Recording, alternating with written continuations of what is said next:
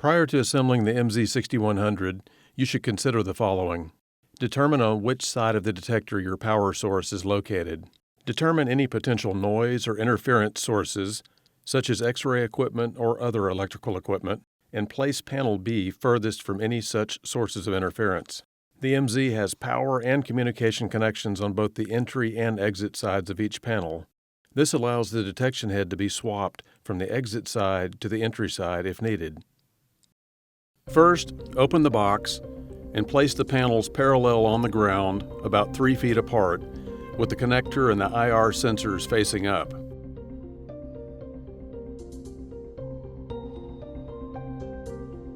Place the provided foam spacer between the panels and lay the detection head face down on the foam.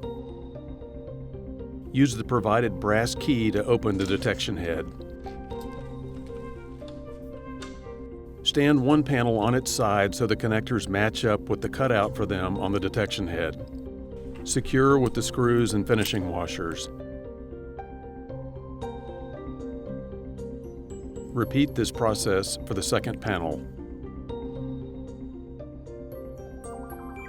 Determine on which side of the detector the AC power will be located. Then install the internal power jumper between the power module and panel that will be closest to the power source.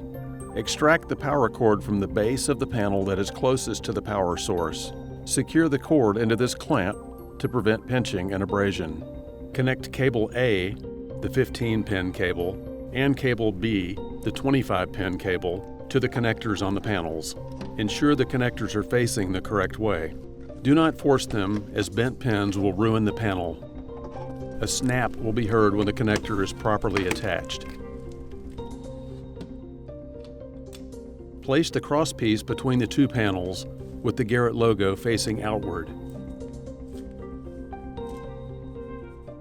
Use the 4 remaining screws and washers to secure the crosspiece in place.